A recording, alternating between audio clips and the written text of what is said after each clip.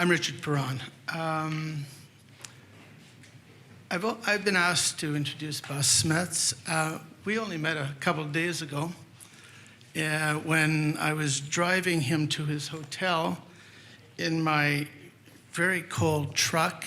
We had just jumped in, and his first comment to me was, "Why do you live here?" Which I couldn't answer in the time because it was a 2-minute drive and it was still 25 below in my truck by the time I got him to his destination, and he got out, and that was it. But the next day, Marcy lent him a Canada Goose coat. I lent him some gloves. And we didn't answer the question why. We tried to get at the question how. And so with answering that, how do we live here, maybe Bas can figure out the why on his own. Bas Smets is a landscape architect. He founded his office in Brussels in 2007 and has since constructed projects in more than 12 countries with his team of 17 architects and landscape architects. His projects include the Thurn and Taxis park in Brussels, the Sunken Garden in London, the Trinity project in Paris, La Défense, and the Garden project in Mangasset, New York. He was awarded the biennial French Prize for Young Landscape Architects, Le Nouvel Album de Jeunes Architectes et Paysagistes in 2013. In 2013, a first monographic exhibition of his projects was co-produced by the International Arts Campus de Singal in Antwerp and the Arts de Rêve Center for Architecture in Bordeaux. He was appointed the General Commissioner for the Biennial of Architecture in Bordeaux in 2017. Last year, he was awarded the Gold Medal for Urbanism and Public Space by the French Academy of Architecture. And so it is my great pleasure to introduce Bas Smets.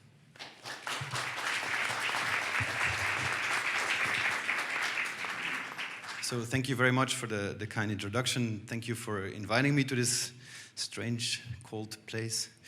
I think I've never experienced this cold. So it's interesting. It's very interesting. I'd like to see more of it. It was a very beautiful flight coming in from Calgary. This kind of whiteness. So I'd like to experience the cold even a bit more, maybe tomorrow. Today, I would like to share with you the research we've done in our office over the last 10 years. I started the office in 2008. So exactly 10 years ago, December of 2008.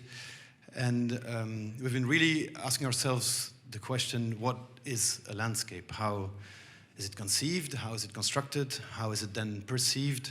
What really makes something a landscape? And it's interesting to go back to the very invention of the word landscape. It appeared in the Western culture for the first time in the 16th century, not to speak about physical reality, but to speak about a new genre in paintings, in drawings, in etching.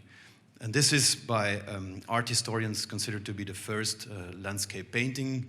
Rogier van der Weyden, this is in the Louvre, Chancelier Rollin, and the Madonna.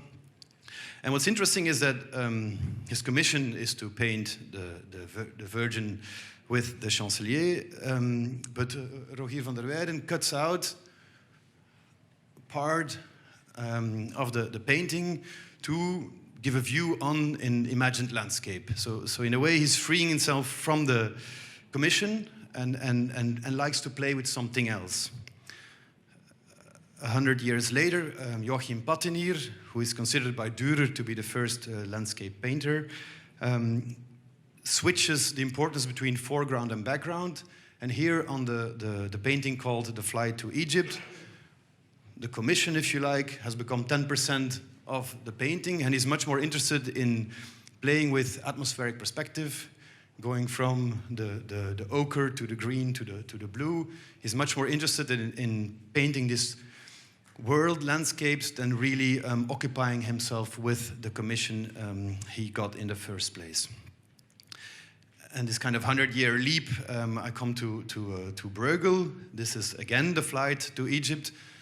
Back in those days, there were about 10 or 20 paintings that were painted all over again, commissions by the church, of course. And here again, you can see that Bruegel is much more interested in making this kind of imaginary landscape, things he's seen on his travels to Italy. And it's interesting to know that he's not out there painting what he sees. He combines elements that he's seen into a kind of ideal imaginary landscape.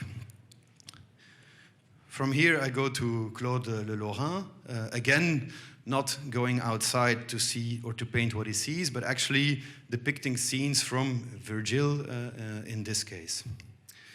And I end my little tour of landscape paintings with Turner. Why Turner? Because Oscar Wilde wrote in The Decay of Lying that we needed Turner to see the mist above the Thames, of course a natural phenomenon that had existed for years, but we needed somebody to show us what was there. And Alain Roger took this part of Oscar Wilde's text to develop his theory about artialisation, saying that a land, the given, becomes a landscape through a cultural process. And he wrote this little book called Court Traité du Paysage, which is very, very interesting, in which he says that landscape painting only existed or could be invented because of two conditions. One is freedom from the program, as they started with their windows and as both Patinir and Bruegel continued. And secondly, a new organizational principle, which was the perspective that, of course, those painters from the lowlands had seen in Italy. And those two elements, freedom from program and organizing principle, I think are also very important in the landscape projects, which in a way is a continuation of a landscape painting, where the painting depicts reality in a new way. We make images to transform reality once again. So it's a kind of a cycle, I think, that's very interesting in between perception, transformation, and conception.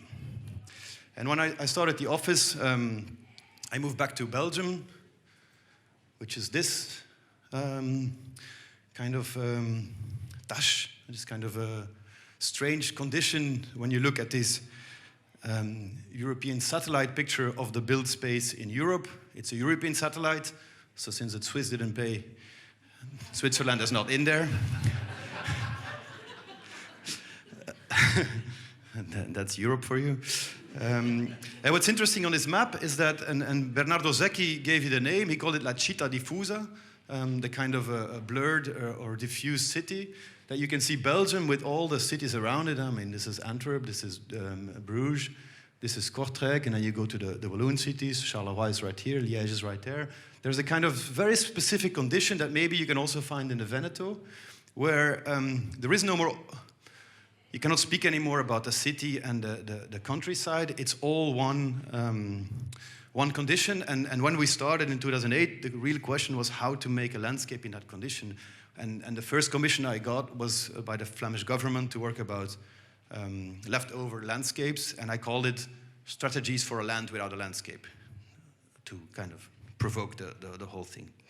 And so we started working in the beginning in Belgium, but very soon this kind of methodology to invent a landscape where there is none, we try to explore that in other parts of the world. And right now we are building in many of them. It's not the idea that we have to try to build in as many countries as possible, but the idea is that every situation really teaches you something else. So it's really looking at different, also different climates, different ways of dealing and perceiving the landscape. So I will show you 7 projects to show you how we invent those landscapes.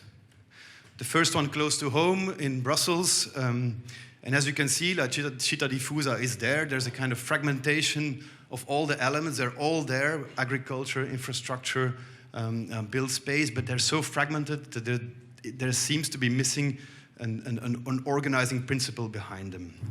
And when we did our study for Brussels 2040, we were asked to give a vision This was done in 2010, so it was asked to give a vision for the coming 30 years.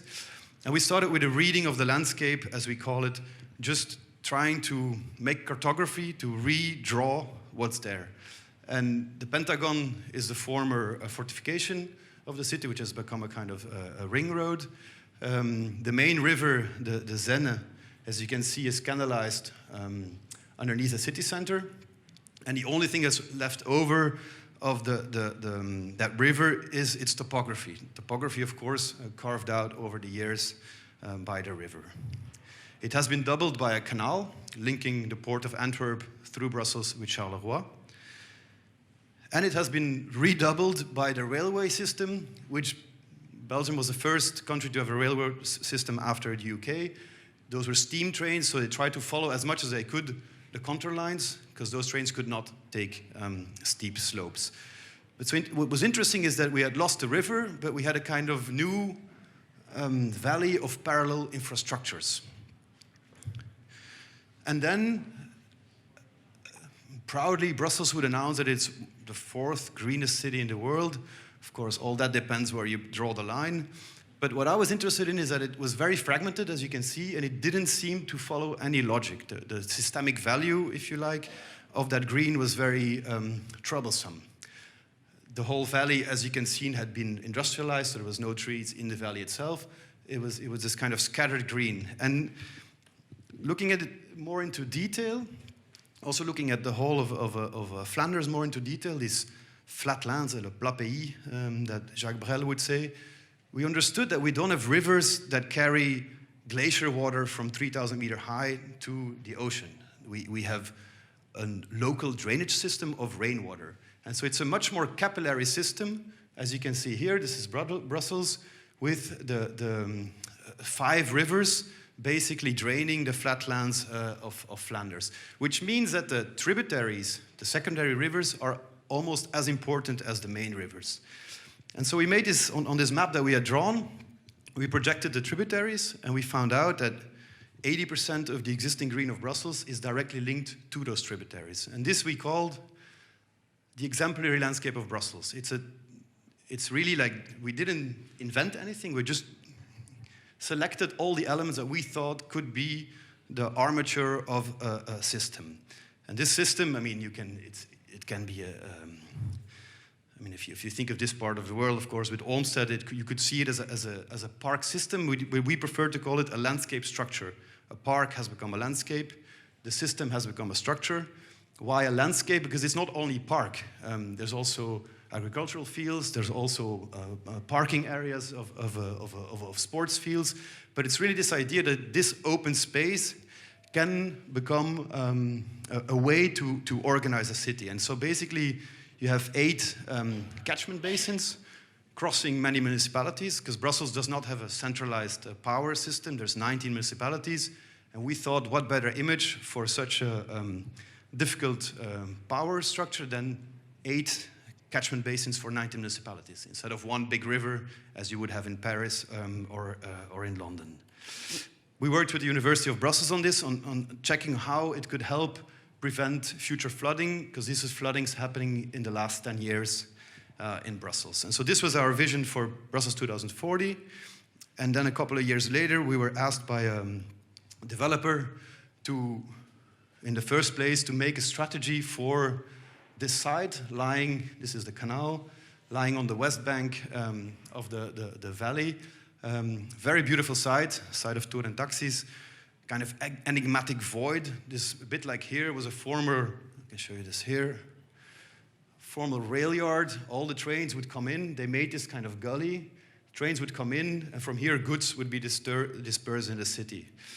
In total, more than 50 hectares. And as said, for the last 100 years, many projects were imagined, but none were built. And when we looked at this more in detail, we understood that this is perfectly part of the tributary system of one of those 8 catchment basins. As you can see here, and in a weird way, the railroad track follows a former little stream. Of course, it was there, so they just made it bigger to have trains pass. And we were looking at how we could keep this kind of measure, how we could keep all the industrial heritage, and how we could with this image of a tributary valley, organize all the open spaces as one system, as one, not perspective of a painting, but of an organizing principle. And then trying to convince the developers that were really more interested in selling as many square meters as possible, that we could make a new park at the scale of the 18th, 17th, and 19th century parks that mark Brussels. And with them revisiting those parks, seeing that they always work with the little topography that was there, always with a body of water, and they create really, really amazing spaces with not much. The only problem was that we didn't have topography. Basically, we had a layer of 80 centimeters of ballast that were put there for the railroad tracks, and we had no money. They had the promise to make 1 hectare of public space before doing the development. We convinced them to do 4, but I had 15 euros per square meter. So we decided to work with the site, with everything on site. We didn't have the money to take away the ballast. We didn't have money to bring in earth.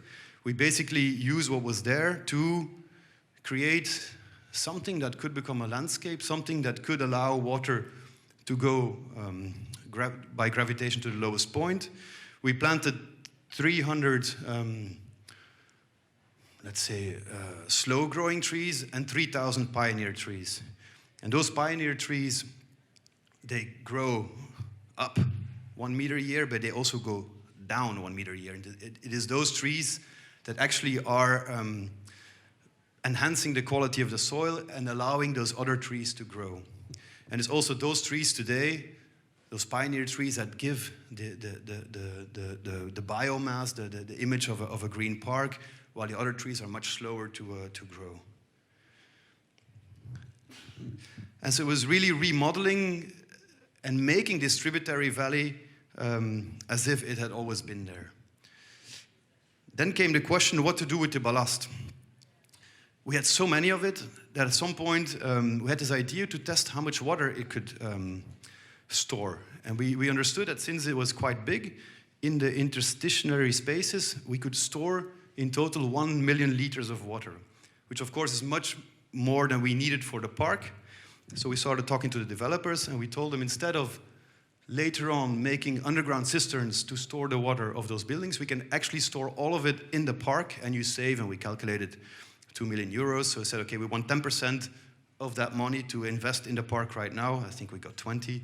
And so the whole park becomes part of the infrastructural system of the development.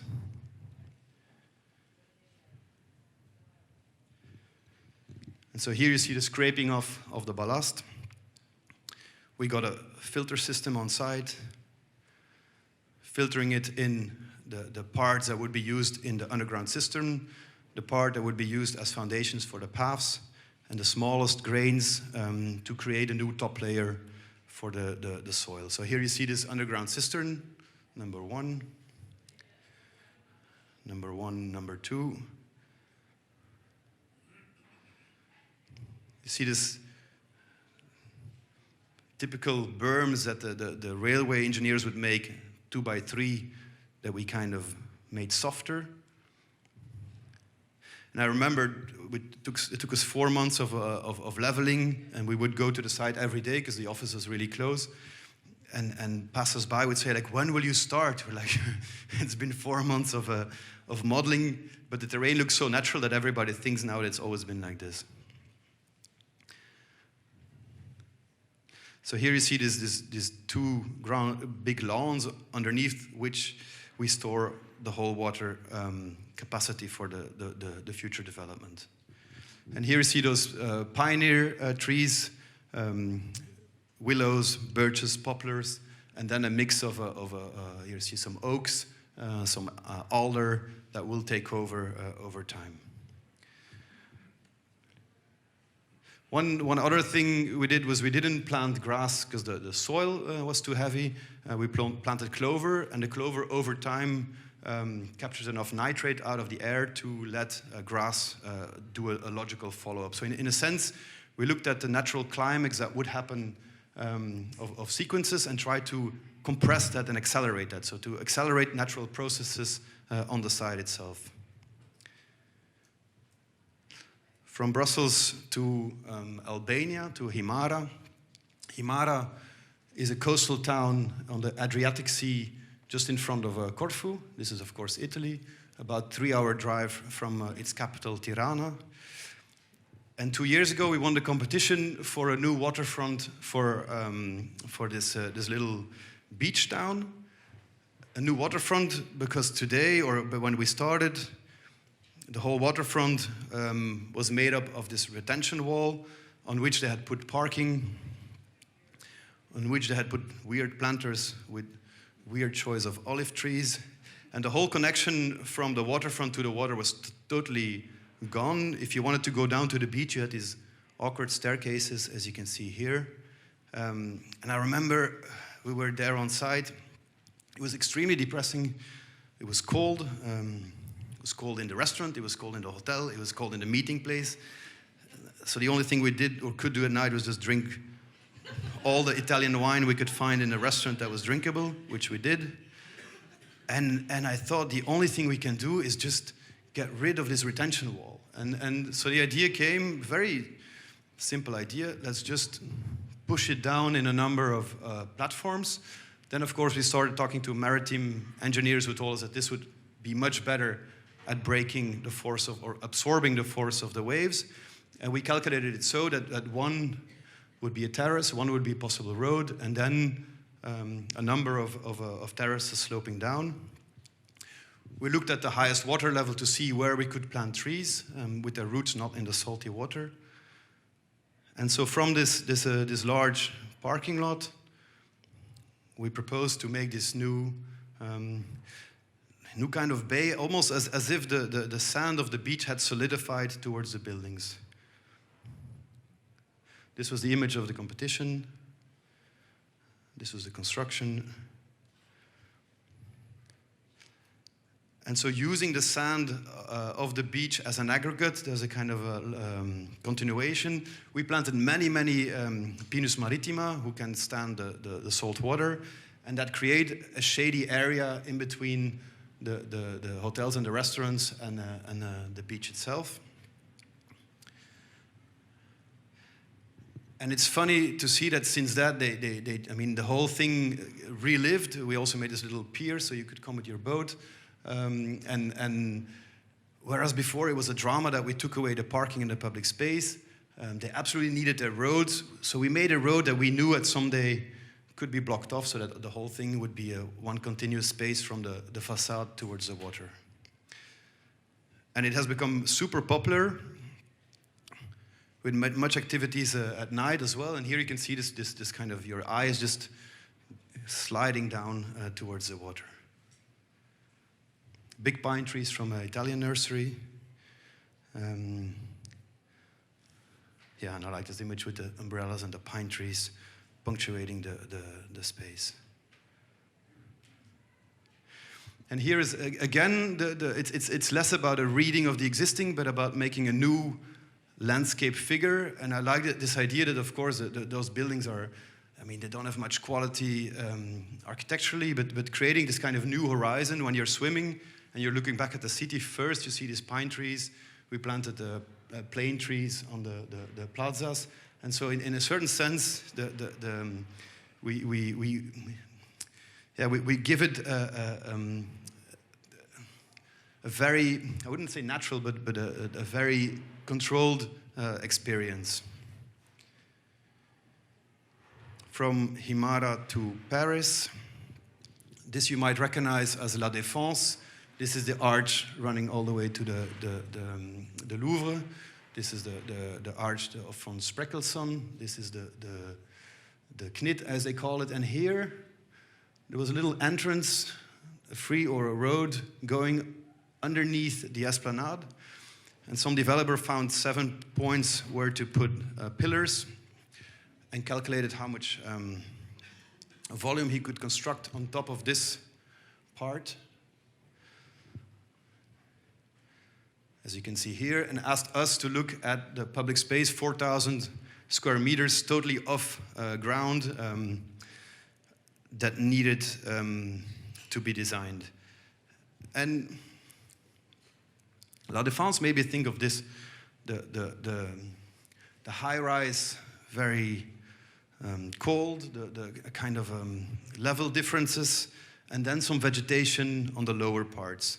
And so we imagined these different elements almost as if it would have been a natural setting, almost as if those trees would grow in the crevasses and those necessary staircase are a kind of avalanche of stones making the necessary connections. So the developer told us that in his building permit, he was obliged to plant 9 trees, and we should not plant less than 9 trees. I told him, don't worry, we'll plant 50. And we planted those trees not as a composition, but really as a kind of resistance of the landscape, blocking the wind, creating shade, creating evapotranspiration, creating a moment of a place where you could sit down and maybe eat your sandwich when the weather was fine. And what's interesting was that the whole research was in how to plant those trees and how to make sure that they can grow. We only had 54 centimeters of space in between the 2 slabs, which is already difficult to get. And so we looked at the largest volume of substrate that we could make. We started, so here you see, this is 54 centimeters, but we provided it on the whole slab.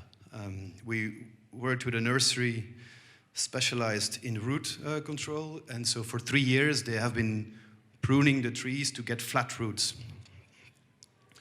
And so if this is the plan, this is the beams, we filled up everything we could with the soil, then looked at restrictions, fire trucks,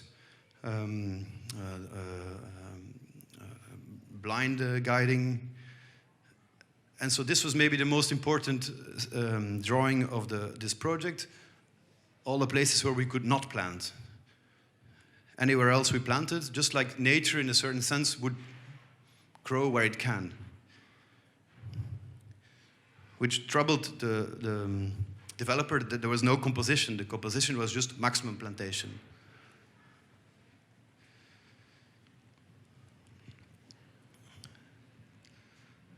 Here you see the isometric, and here you see the construction site. It's not finished yet, but here you can see these stairs flowing down. We made them in solid granite. Every step is solid granite, and it's really very, very robust, very expensive. But it needed to have this kind of mass and density to withstand all these glass towers hovering above them. So here, trees will be planted, and there, trees will be planted. Actually, they have been planted last week, but I don't have the pictures yet. And that's maybe, that's maybe our fascination. The developer asked us, he was quite convinced with what we were doing, to plant trees on every terrace of his high-rise. And so in the same idea, we thought, okay, let's look at the different differentiations of trees from the humid loving trees, Alnus, Acer, Prunus, all the way to the pine trees that are pushed up. And so we made a kind of reduction of a section of the mountains in the building itself. So per floor, you will feel you're going up. We worked this out with Laura Gatti, that you might know, who is the botanist that worked on the Bosco Verticale with Stefano Boero. From Paris to London, maybe the smallest project we've done in Westminster City. Typical buildings from the 18th century by the Adam brothers. A courtyard 4 by 8 meters, so less big than, actually half, I would say, this room. Surrounded by 3 large or high facades, and on one side by a communal wall with the neighbor. And the client really wanted the garden, except that this was lying at -1, those typical courtyards. It was totally in stone. So we were thinking how to make a garden. how to make a garden where there's only shade, and then this idea when we were there, you felt there was I was there in winter, and I felt there was a kind of something happening. And so I asked the construction company that was redoing the facades to take temperature both in the courtyard and outside, and we could see that there was a 4 to 5 degrees difference. So we took the risk that it would never freeze. And of course, freezing or not freezing is a tipping point for plant selection. And looking more into detail in the climate conditions, we understood that it was very close to the undergrowth of a subtropical forest. In the subtropical forest, the undergrowth grows in the shade. Of course, the shade is made by the high trees, not by buildings. It's about 20 degrees on average. Of course, here it's about 10, maybe even less degrees on average. But except for that, it's quite similar. So we looked at, and then we got up in this kind of idea. Let's make the last piece of London that's been untouched, as if the building had been built around it, as if this was the last prehistoric piece of ground of London. So we looked at Dicksonia antarctica and tree ferns from New Zealand. Then the client wanted a terrace. I didn't want to make a terrace because, of course, in prehistory there were no terraces. So we thought how to make something solid. And in Westminster City, all the pavements are made with Yorkstone. So we went to the quarry that provided the Yorkstone in the 18th century. And the guy there told me, this is my rubbish. You can choose whatever you want. So I chose some. We rented the highest movable crane of the UK and brought in 2 tons of stones. Actually, I should tell you that there was one car that was not rightly parked, a Jaguar. He took the Jaguar and just put it there. I was like, okay. They were a bit scary because the insurance, this guy was like talking to his girlfriend and smoking a cigarette. And just, and this was done for a collectioner. So, I mean, this thing would go through the roof, and I don't know, the Olafur Eliasson thing would be. So I told him, like, if this thing falls, make it fall on me and draw my name in the stone. I climbed in the crane to take this picture. Trees flying over London, and then carefully. Here's my guy. And then we found out that actually, to create one thing, why do these trees survive? Because this is a building protected by English heritage, and as some of you may know, English heritage, they're very, very strict, so they could not change the frames of the windows. So there was quite some heat loss in winter, which meant that since there was no wind, that actually this garden was a bit heated. The only thing that was lacking was humidity in London. So we added a humidifying system that every hour gives you 2 minutes of mist, which stays there because there's no wind. And then the client, and I must say that was really their great intuition, added this piece of France West, and this polystyrene contrasts perfectly with this prehistoric barks of the ferns. And so you step into this garden and you're really in a different world.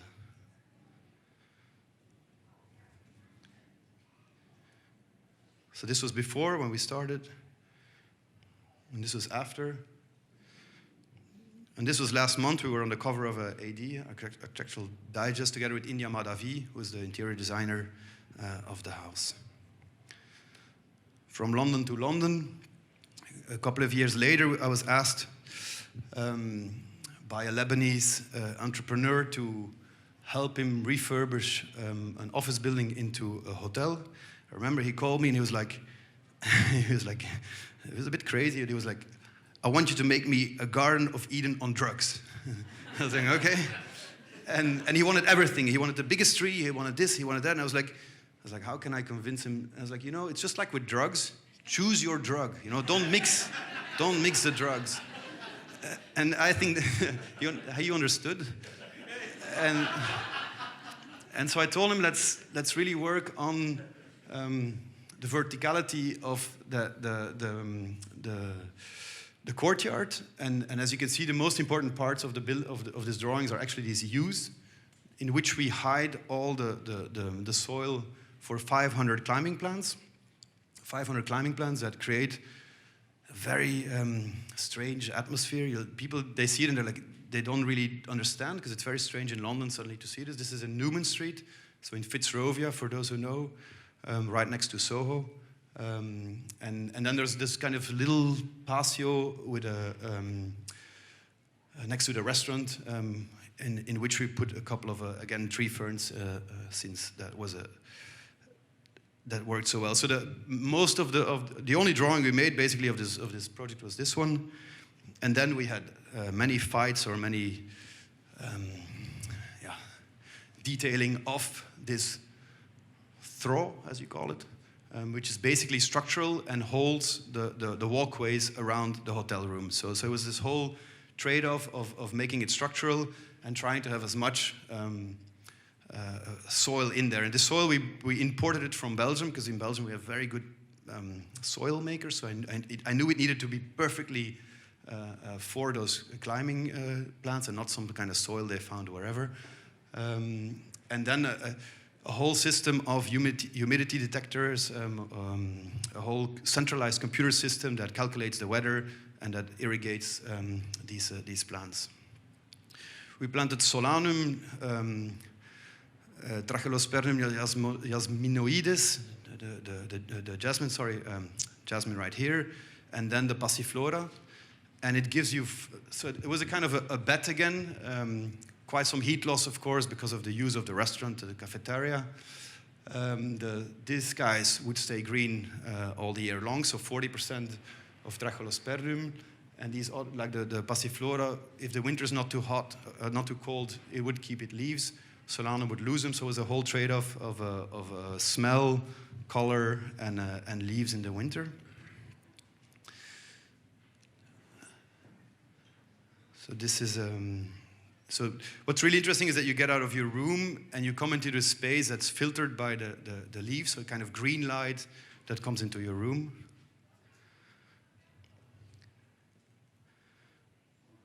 And so now they organize all these kind of crazy parties for Dior, and they don't invite me anymore, but I see the pictures on the Instagram. And oh yeah, and then last year we won the AHEAD Award, Europe, and last week we won the World AHEAD Award for the best landscaping in a hotel. From London to Arles. Arles is in the south of France. It was the second most important city during the Roman times. There's still an arena and a theater left over. And it's this city, it's really an amazing city. It's where Van Gogh spent his most productive years. It's lying along the Rhone. And it had, a bit like Thurn and Taxis in Brussels, the site for the creation and maintenance of train locomotives, which you can see here. It's called Parc des Ateliers.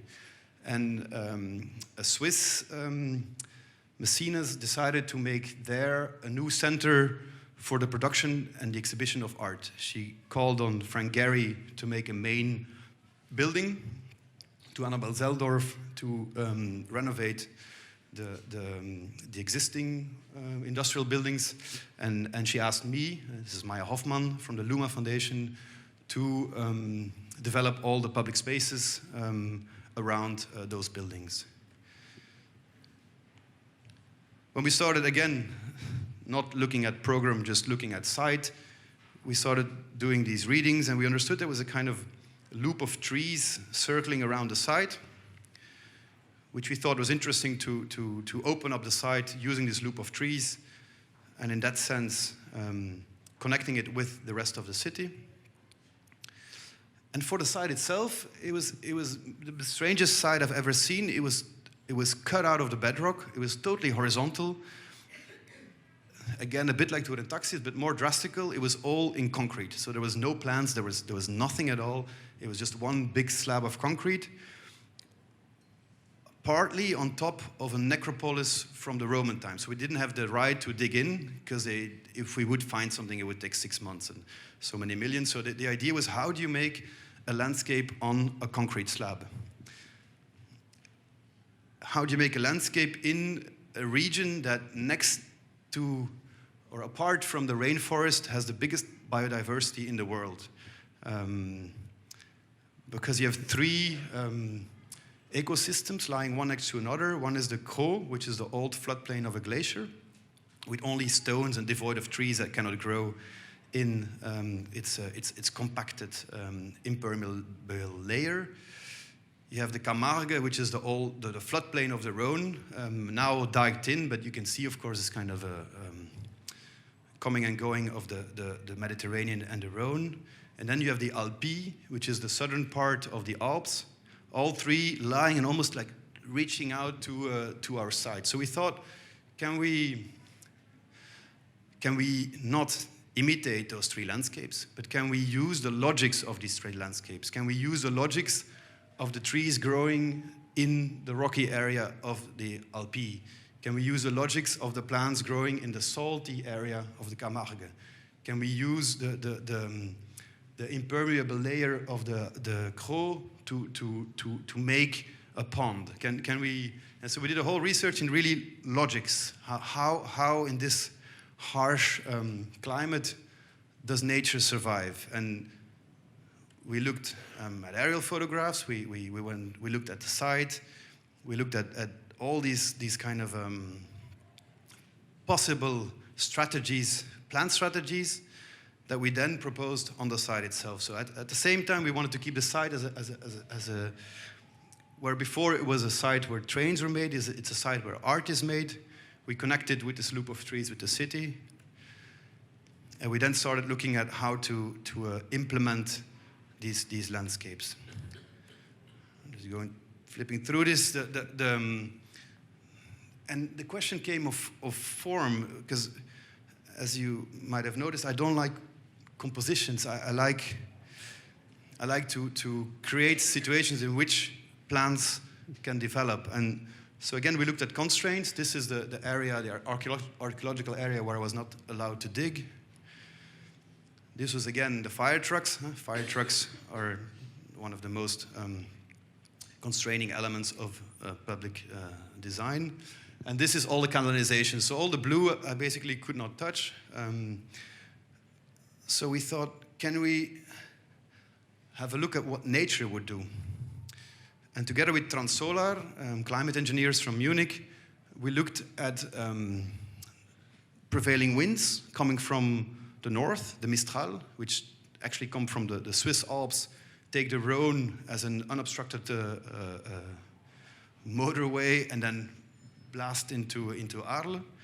With the tower, with the existing buildings, we looked at those wind patterns, and we derived, together with Transolar, a kind of topography out of that, as if those winds over time would bring particles on site and would create a dune landscape. This is not true. It's a hypothesis. It could be true. But it helped us to define different areas, and really using that data, we looked at this new topography with a central pond made in the middle, that then has different characteristics, of course. Closer to the pond, what type of orientation, what depth of soil. And so we use this to then look at how vegetation could come on site.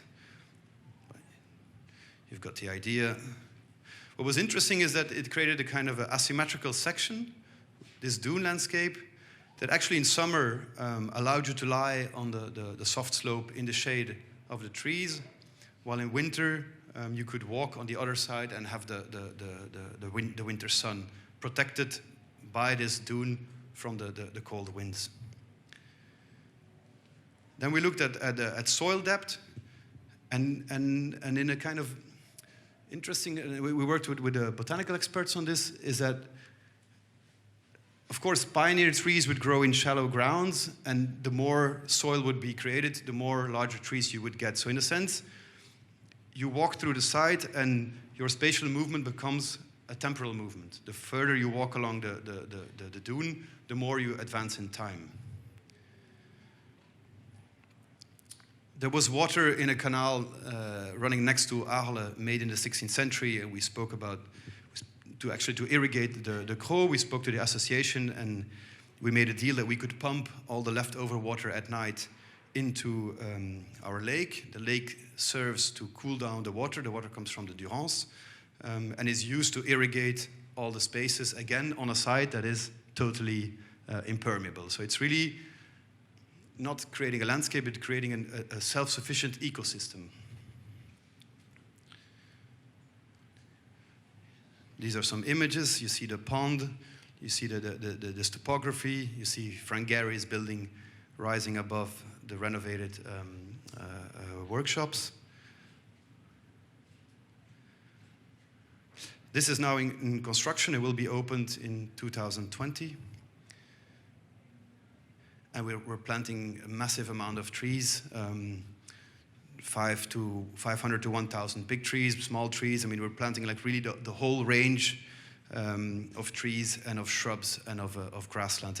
It was really a very interesting research in how to make something from scratch. So not inserting, not adding, but really how can you make on this clean slate, how can you make a self-sufficient landscape.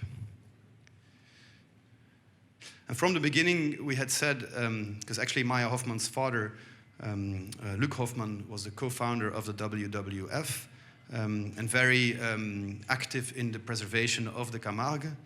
And we had said that we will measure the success of our park not by the number of visitors, because that they will do, but by the number of migrating birds that would mistake our pond from the Camargue. And the Tour du Vala, specialized in bird countings, has accepted, so we will know in a couple of years if some birds would like to land in our landscape. I have one last project for Georges, because he asked me yesterday at the breakfast table. It's a very different one. It's again a very small project. It's made in the forest around Brussels, where the region of Brussels had asked me if I wanted to make a memorial for the people that died in the attacks, both in the airport and the metro station of Maalbeek, on the 22nd of March in 2016. And it was a beautiful story. There was a victim from Sweden. Her body had been repatriated to Sweden, and a friend of hers in Brussels came to the minister and saying that, can we plant a tree in her homage in a park? Because there's nothing that reminds me of her here. And the government decided to plant 32 trees for the 32 victims in the forest, so not at the side, but in a kind of more intimate space. And I remember I asked him, like how are you going to plant trees in a forest, especially in the Sonian forest that has beech trees that are 30, 35 meters high? I mean, how to plant trees in a forest? And they said, well, we have no idea. That's your job. And I know the Sonian forest very well. I grew up right next to it. And so this was in November. I took long walks in the morning before going to the office, trying to find the right space to plant trees. Because they told me, you can do whatever. If you want to cut trees, I mean, we'll get everything done. I was like, yeah, I'm not going to cut a tree of 35 meters to plant a new one that's 8 meters. I mean, that doesn't make sense. So I was looking for a clairière, an open space, and one that made sense, because you needed to be not too far from a parking, because handicapped people should be able to get there. I mean, there was also a whole idea of security, that during the commemoration, they should be able to make sure that it was safe. And so both on site and on plan, we looked at these waterways, these little lakes, and we found a clearing at the kind of higher point above those two little streams, and I like this kind of, I like the shape of it. So I like the space, and so we we measured the existing trees to see where we could plant our birches, because they wanted specifically birches, which actually was a good choice because it's a natural tree of the understory of this kind of forest. And then I told him, you cannot just plant trees, we need to do something else. So I proposed him, let's make a circle of 32 blue stone massive elements. Blue stone because that's the stone that has been used in Belgium for years, decades, centuries as a gravestone. It's the only stone quarry that we have. And I wanted to have a perfect horizontal circle that reveals the inclination of the site, and around which we planted those 32 trees, and we checked in the office, we planted them at a distance of people holding hands. And so we tried to make a kind of vegetal Tyrrell, in a certain sense, that I would hope that over 10 years, when you would look up, it would draw a circle in the sky. So a very simple, basically the only question we had in the office is that, do we align the trees with the middle of the bench or with the joint? We chose a joint. I think it was a good choice. So on one side you could enter, and on the other side it would become a bench. There's no names. I spoke quite some times with the Association of the Victims, and it's always so. It's just so emotional. It's crazy. And they said they didn't want names, and there was a whole discussion because it's not a monument for the fallen soldier. It's just unlucky people being at the wrong place at the wrong time. And then there was this whole question that how do you make a foundation in a forest? We were not allowed to make a foundation, so we had to look at a porous foundation where all the migration could still happen. And so we totally over-dimensioned this porous foundation. So in 500 years, those stones will still be there. Not the birches, maybe not the beeches, but this circle. And I like this idea of a kind of a future archaeology where maybe in 500 years, somebody detects this strange circle and tries to understand why it was made. It is used, and I'm part of the committee to organize the commemoration every year. We're looking at every year having an artist or a choreographer come there, and we only with the family members, we do a kind of very intimate commemoration of the attacks.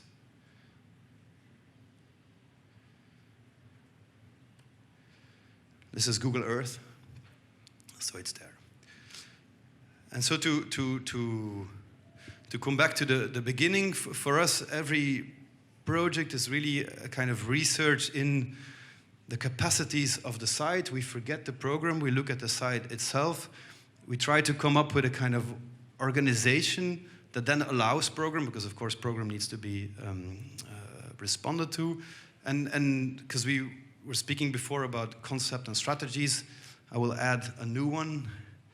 It's a sigil. I don't know if you know it. It comes from the grimoires and the magical world, and a sigil is supposed to be the kind of most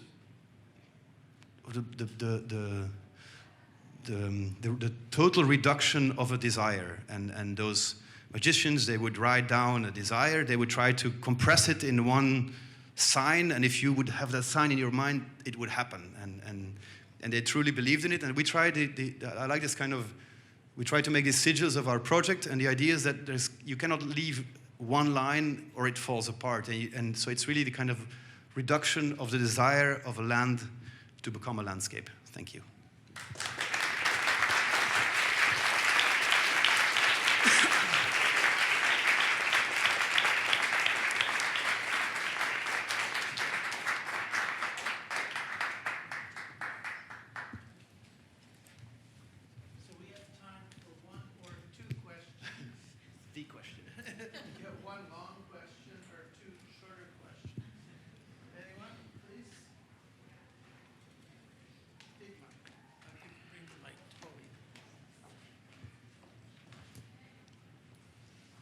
Bas, thank you very much. I very much enjoyed your presentation.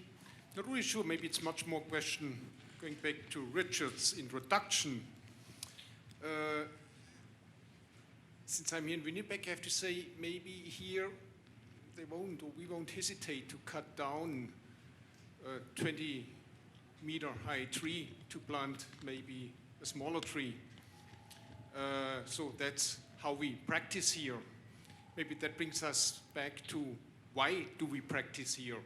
So when I look on your projects, it's very much based on a lot of deep horticultural knowledge.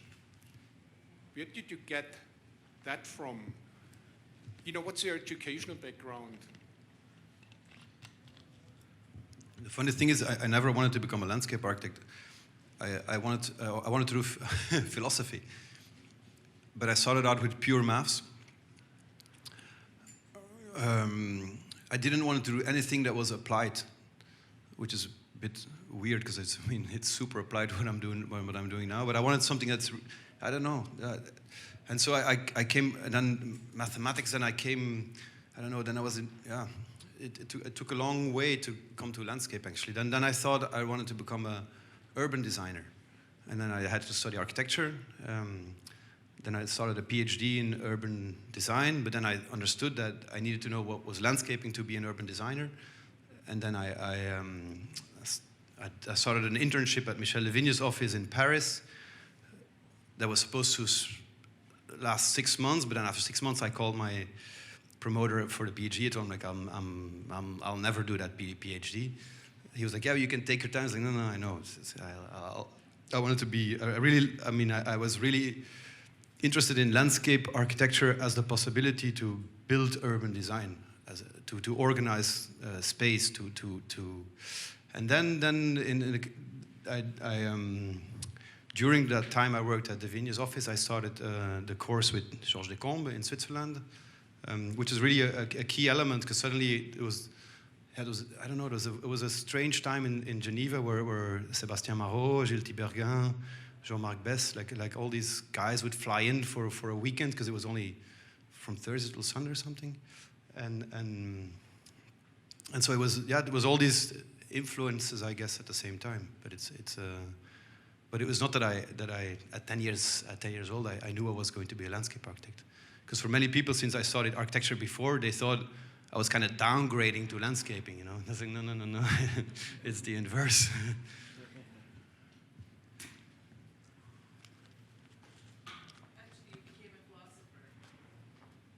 No. When I read philosophy, it's something else. But I mean, we spoke about it at breakfast.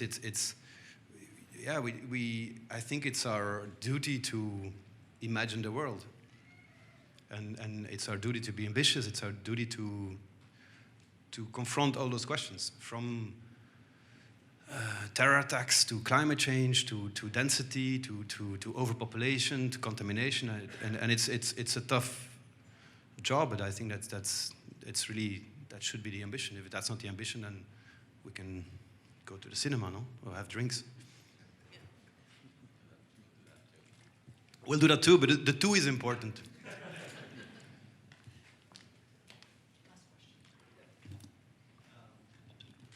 No? Yes, it is. Okay. Wow. Thank you very much. Thanks for coming. It's a long trip. Thanks for being part of the seminar, for sticking around, for attending, for debating ideas. It's really wonderful. Thank you very much for sharing this amazing, amazing work.